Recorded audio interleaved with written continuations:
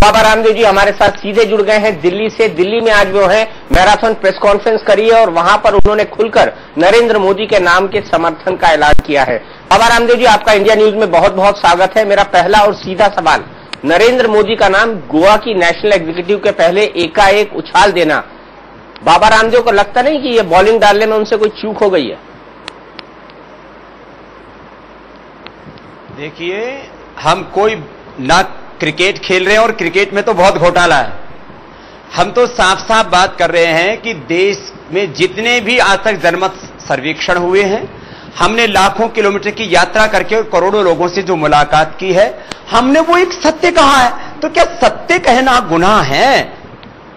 और कोई नरेंद्र मोदी कोई आतंकवादी है भाई, उसके बारे में कोई बात बोल दे तो भाई, अभी तक तो कांग्रेस पार्टी ऐसा करती थी कि नारायण मूर्ति ने बोला तो 500 करोड़ का नोटिस, बाबा रामदेव ने कांग्रेस की गलत नीतियों की खिलाफत की तो उसको सैकड़ों करोड़ के नोटिस, डबल सीबीआई। तो भाई क्या हम अपनी बात कहां कहेंगे? या तो सभाओं में कहेंगे या मीडिया में कहेंगे।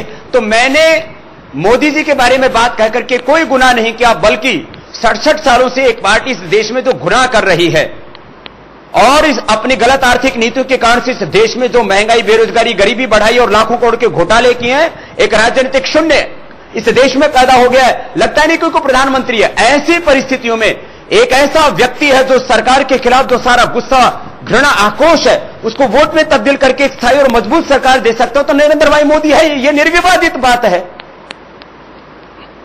चलिए, आपको अपनी बात रखने का हक है, लेकिन मैं व्यवहारिक दिक्कतें बता रहा हूं। 2002 के दंगों का दाग उन पर है, कोई सेक्युलर पार्टी उनको हाथ नहीं लगाएगी। बीजेपी अपने बल पर 272 का बहुमत का आंकड़ा नहीं छू सकती, ये पॉलिटिकल पार्टी खुद जानती है। बीजेपी में खुद लालकृष्ण आडवाणी ने 3 दिन पहले इशारों में नरेंद्र मोदी का विरोध किया है, तो उनकी राह में तो कांटे ही कांटे हैं। अब बाबा रामदेव इस आंतरिक कांटों को, राजनीतिक कांटों को कैसे दूर करेंगे? देखिए दीपक भाई, आप तो जानते हैं, आपने तो मेरा जिस धरती पर जन्म हुआ है, अलीपुर से लेकर के और आज जहां बैठा हूं यहां तक के काफी चीजों को आपने करीबी से देखा है। हमने तो कांटों में राह बनाई है, इसलिए हमें कोई परवाह नहीं इस बात की। जहां तक आपने दंगों की बात कही, कौन सा ऐसा राजनेता है जिसके राज्य में दंगे नहीं हुए? भारत के प्रथम प्रधानमंत्री जवाहरलाल नेहरू जी के समय में जो दंगे हुए थे, उनके थोड़े दिन पहले और उनके राज के बाद में करीब 10 लाख लोग उसमें मारे गए थे। सिख दंगों के अंदर कितने बेगुनाह लोगों की मौत हुई है। तो ये सब बातें कहने की हैं। और जहां तक प्रश्न ये है कि भाई देश का प्रधानमंत्री कौन होगा ना, ना बाबा रामदेव तय करेगा, न कोई टीवी चैनल तय करेगा, ना कोई व्यक्ति तय करेगा, राजनीतिक पार्टी भी नहीं तय करेगी, देश की जनता तय करेगी। और देश की जनता ने भी तय कर लिया है कि उनको नरेंद्र मोदी चाहिए। तो मुझे लगता है, स्वामी जी माफ कीजिएगा, इस देश में प्रेसिडेंशियल सिस्टम ऑफ डेमोक्रेसी नहीं है। इसीलिए 10 साल से मनमोहन सिंह जैसे, अगर उनको आप राजनीतिक मोहरा कहे तो गलत नहीं होगा, सोनिया जी की कृपा से प्रधानमंत्री पद की गद्दी पर बैठे हैं। क्या देश की जनता मनमोहन सिंह को चाहती थी प्रधानमंत्री के तौर पर? इस सवाल का जवाब दे दिया, हाँ या ना में। देखो दीपक भाई, आपकी बेबाकी के लिए आपको साधुवाद कि आपने एक बहुत बड़ा सच कहा, लेकिन एक दूसरा सच ये भी है कि यदि इस बार बीजेपी चूकी तो उसकी भी बहुत बड़ी हानि होगी और देश की भी बहुत बड़ी हानि होगी। लेकिन मुझे पूरा भरोसा है कि बीजेपी चूकेगी नहीं, क्योंकि मुझे तो जितने भी लोग मिले हैं, मुझे तो कोई मोदी विरोधी मिला नहीं बीजेपी में। पता नहीं मोदी विरोध की कहां से हवा फैल गई। आपको पता है स्वामी जी, आप उस राजनीतिक दल के नेताओं को व्यक्तिगत तौर पर जानते हो और एक साधु और योग गुरु के तौर पर आपका बहुत सम्मान करते हैं। उनके ऊपर तो कुछ होता ही नहीं ना, अंदर ही अंदर सब कुछ होता है, अखबारों में झगड़ा होता है। आप जानते हैं कि उनके कितने नेता नरेंद्र मोदी के खिलाफ है। खुद लालकृष्ण आडवाणी जी का ग्वालियर का बयान उठा लीजिए आप। नहीं, देखिए ऐसा है, मध्य प्रदेश में आदरणीय शिवराज सिंह जी लोकप्रिय हैं। प्रदेश में लोकप्रिय होना एक अलग बात है, देश में लोकप्रिय होना अलग बात है। आदरणीय जयललिता जी मुख्यमंत्री हो सकती हैं, पहले भी बनी है, आगे भी होने की संभावना रहेगी तमिलनाडु में, लेकिन उत्तर भारत में आएंगी तो एक वोट नहीं मिलेगा। लेकिन नरेंद्र मोदी की स्थिति अलग हो चुकी है और मुझे लगता है इसको सम्मान देना चाहिए। यदि कोई लोकप्रिय है कोई व्यक्ति तो उसकी लोकप्रियता से और देश को फायदा होता है वो व्यक्ति जो इनको टक्कर दे सकता है। और मैंने कहा कि एक स्थायी और मजबूत सरकार दे सकता है, जे देश जिस पर भरोसा करता है। मैं तो व्यवहारिक बात कर रहा हूं, जो मैंने आंखों से देखा, जो सर्वे हुए, और यह हकीकत है देश की। आप कहीं पर भी तो 10 व्यक्ति बैठे हो, 100 व्यक्ति बैठे हो, आप खुद दीपक भाई इसको जानते हो कि यह हकीकत तो यह है। और मुझे लगता है इस हकीकत से रूबरू होना ही पड़ेगा और एक बड़ा निर्णय लेना ही पड़ेगा, और जितना जल्दी ले लिया जाए उतना नुकसान कम होगा देश का, उतना नुकसान कम होगा। एक आखिरी सवाल नरेंद्र मोदी पर, क्योंकि मुझे आपको अपनी पुरानी बातें भी याद दिलानी है, ये भी याद दिलाना है देश को कि आज 4 और 5 जून का ही दिन है, जिस दिन आज से 2 साल पहले आपके आंदोलन को बर्बरता पूर्वक कुचला गया था। स्वामी जी, वो मुझे बिल्कुल भूला नहीं हूं, लेकिन मोदी जी के बारे में यह कहा जाता है कि 2004 और 2009 के चुनाव में गुजरात से बाहर उन्होंने जिन जिन कॉन्स्टिट्यूएंसी पर जाकर प्रचार किया, ये आंकड़े हैं, इनको आप भी कंप्यूटर पर वेरीफाई कराकर आप देख सकते हैं, जिसमें मुंबई एक बहुत बड़ा उदाहरण है। वहां पर बीजेपी का सुपड़ा साफ हो गया, और गुजरात में भी आधी सीटें नहीं दिला पाई बीजेपी को। एक प्रधानमंत्री के तौर पर मोदी जी की स्वीकार्यता एक प्रश्न है। राज्यों के जो चुनाव होते हैं वो मुख्यमंत्री और वहां की स्टेट गवर्नमेंट के परफॉर्मेंस के आधार पर तय होते हैं। तो जो स्टेट जो पॉलिटिक्स है और जो सेंट्रल पॉलिटिक्स है, दीपक भाई आप बहुत बेहतर जानते हैं मुझसे भी ज्यादा, तो इसलिए इस बात को मैं इस रूप में कहना चाहता हूं कि स्टेट पॉलिटिक्स में, क्योंकि स्टेट के जो लीडर्स हैं, स्टेट के जो मुद्दे हैं, स्टेट के जो वहां के जो भावी जो नेता मुख्यमंत्री के रूप में जिनको प्रोजेक्ट किया जाता है, उसकी बहुत बड़ी भागीदारी होती है। वहां के क्या क्या उन्होंने काम किए हैं। और जहां तक आपने 4 जून की याद दिलाई, हमने 14 नवंबर से 2010 से ये आंदोलनों की राह पकड़ी और लाखों करोड़ों लोगों को साथ लेकर के हम आगे बढ़े। 4 जून को आपने खुद वहां उस आधी रात को वहां पर थे, जो सरकार ने लोकतंत्र संविधान की हत्या करके जो क्रूरता बर्बरता की। उसके बाद आगे बढ़े हम, आपने उससे पहले 27 फरवरी को भी देखा होगा, फिर 3 जून को 2012 में, 9 अगस्त को अभी, और हम तो आगे बढ़े जा रहे हैं। और मैं आपको आगे ये भी कह देना चाहता हूं कि चुनाव से ठीक पहले फिर लाखों लोगों के साथ हम रामलीला मैदान में ऐलान करेंगे कि अब जो है ये कांग्रेस ने जो पाप किए हैं लोग भूल जाते हैं, उनके हम याद दिलाएंगे और इनको एक्सपोज करेंगे। और देश की जनता की तरफ से अब ये आवाज आएगी कि कांग्रेस की विदाई में देश की भलाई है। तो आगे आंदोलन का दूसरा चरण भी लोकसभा चुनाव से, आप अंतिम चरण में कहूंगा सत्ता और व्यवस्था परिवर्तन का, वो लोकसभा चुनाव से पहले आपको देखने को मिलेगा।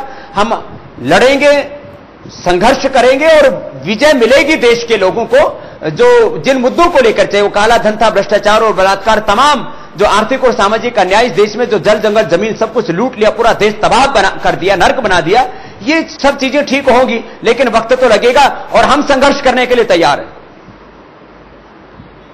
आप संघर्ष करने के लिए तैयार है, लेकिन इंडिया न्यूज से आपने कहा था, मेरे ख्याल से ये जनवरी का आखिरी हफ्ता था, आपने हमसे खास बातचीत की थी स्वामी जी, और इसमें इस बात का खुलासा किया था कि मैं इंडिया न्यूज के दर्शकों को यह बताना चाहता हूं कि जल्दी ही हम कोई राजनीतिक फ्रंट या राजनीतिक दल बनाएंगे, इसके लिए विचार विमर्श जारी है।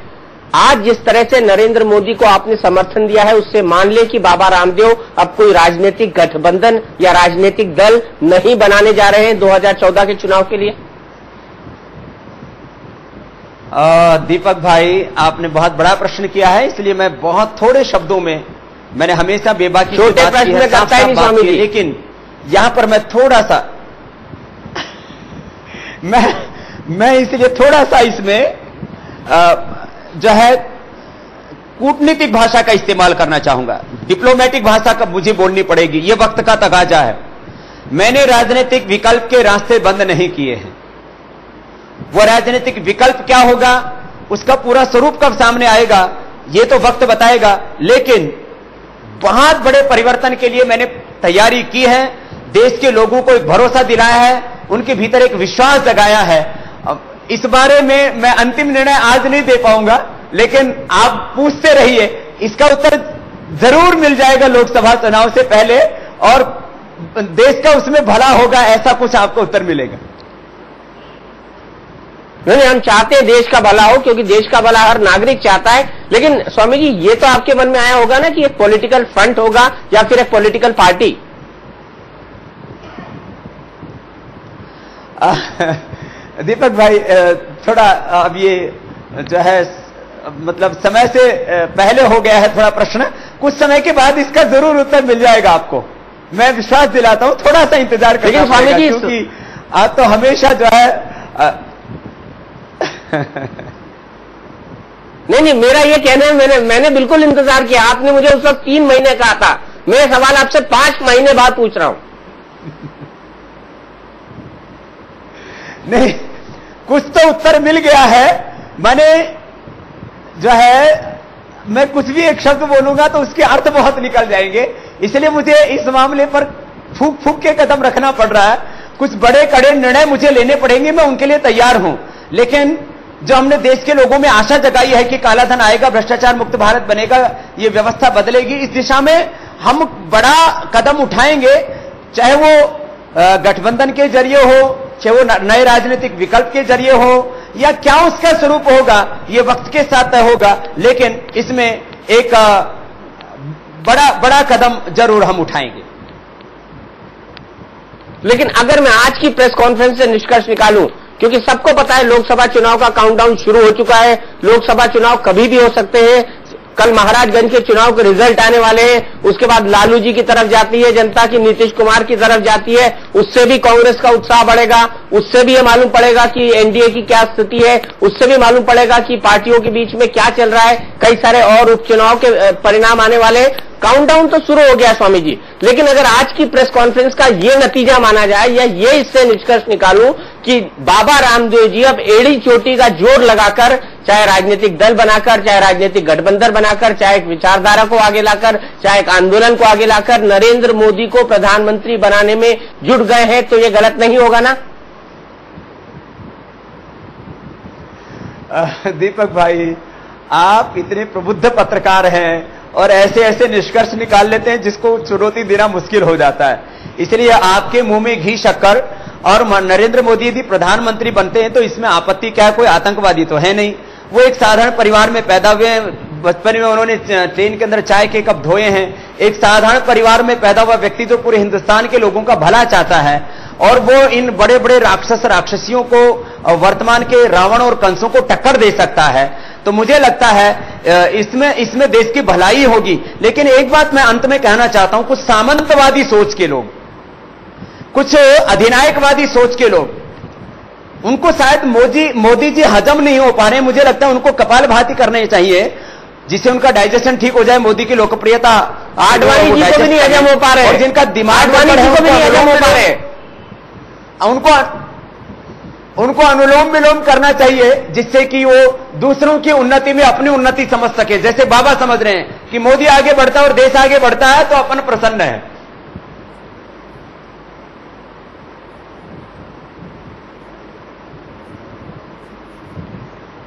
तो बाबा जी आप आडवाणी जी के लिए भी कह रहे हैं, क्योंकि उनको भी पसंद नहीं आ रहे। वो आडवाणी की जगह नितिन गडकरी को पोल कमेटी का अध्यक्ष बनाना चाहते हैं, वो मोदी की जगह शिवराज सिंह चौहान को बेहतर प्रधानमंत्री देखते हैं। तो अनुलोम विलोम और कपाल भारती अब लालकृष्ण आडवाणी जी को भी करना चाहिए। नहीं, मैं उनका बहुत आदर करता हूं, और वो भी हमारे प्रति अनन्य श्रद्धा भक्ति प्रेम रखते हैं। इसलिए बुजुर्गों का मैंने सदा से सम्मान किया है। मैं उनके बारे में कोई टिप्पणी नहीं करना चाहूंगा। लेकिन जो मोदी के बारे में टिप्पणी करते हैं, लोगों की को शक होने लगता है कि ये कहां से चल रहा है पूरा कर्मकांड, ये कहां से चल रहा है। स्वामी जी एक आखिरी सवाल, आपने उस इंटरव्यू में कहा था, उससे पहले भी कहा था कि कांग्रेस के 3 नेताओं ने आपको धमकी दी है कि अगर कांग्रेस के खिलाफ यह आंदोलन आपने जारी रखा तो फिर आपकी खैर नहीं। आपने कहा था उचित समय आने पर मैं वो नाम बताऊंगा, कम से कम एक नाम तो बता दीजिए। भले से दीपक भाई, आपकी याददाश्त बहुत अच्छी है। मैंने तो सोचा था आपकी याददाश्त इतनी अच्छी है, ये तो आपको पैर में चोट लगने के बावजूद मैं सोच रहा था कुछ शायद मेमोरी पर असर पड़ा होगा, लेकिन आपकी पैर में लगी है, दिमाग में लगी है। स्वामी जी बात करना, आपका दिमाग तो और तेज हो गया है, वो बात सच है। और मैं इसको हृदय पर हाथ रख करके कह रहा हूं। लेकिन अभी मैं बोलूंगा तो बात जो है वो आकाश में गुम हो जाएगी। तो सही समय पर चोट करनी चाहिए ना। तो लोकसभा चुनाव के समय में जरूर इस बात को कहूंगा। और उन्होंने जो कहा था कि बाबा को जेल में डाल देंगे, फांसी पर लटका देंगे, डबल सीबीआई बैठा देंगे, डबल सीबीआई तो उन्होंने बैठा दी। अब मैंने कहा आप जेल में डालो और फांसी पर लटकाओ। फांसी पर लटकने से पहले जरूर बता दूंगा, और यदि लोकसभा चुनाव से पहले फांसी पर नहीं लटकाया तो लोकसभा चुनाव से पहले जरूर उन नेताओं के नाम बता दूंगा। चलिए ठीक है, उस समय आपको पूछना चाहूंगा, लोकसभा चुनाव से आपका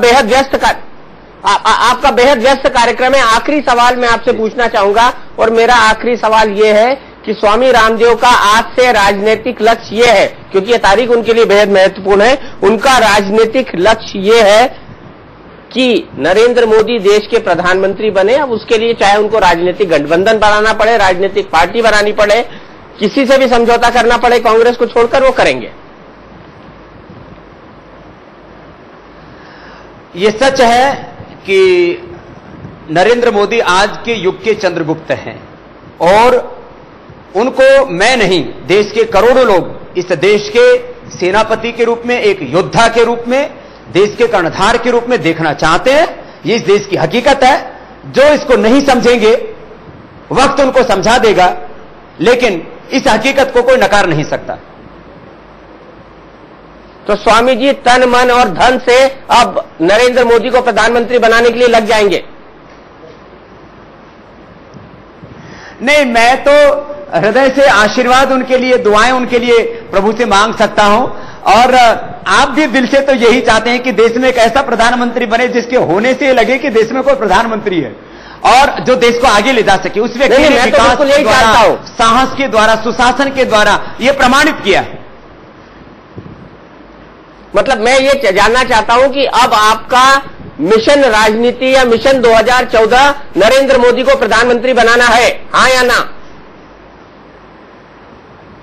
मेरा मिशन 2014 देश बचे, और देश को बचाने के लिए नरेंद्र भाई मोदी आगे बढ़े, और सभी देशभक्त सच्चे अच्छे लोग उनका समर्थन करें। क्योंकि कोई व्यक्ति हमारे हिंदुस्तान का यदि आगे बढ़ता है तो उसको आशीर्वाद देना, उसके लिए प्रति प्रेम रखना, ये मैं अपना राष्ट्र धर्म मानता हूं। तो मुझे इसमें कोई आपत्ति नहीं है, क्योंकि मैं ऐसा मानता हूं कि नरेंद्र भाई मोदी एक साधारण घर में पैदा हुए एक असाधारण आदमी है, और उसका साथ देना यह धर्म है। चलिए, बहुत बहुत शुक्रिया स्वामी रामदेव जी, आपसे समय समय पर बात होती रहेगी, और मैं आपको पुराने सवाल फिर याद दिलाता रहूंगा। अगले उसमें फिर पूछूंगा आपसे कि आप पॉलिटिकल पार्टी या पॉलिटिकल अलायंस बनाएंगे या नहीं।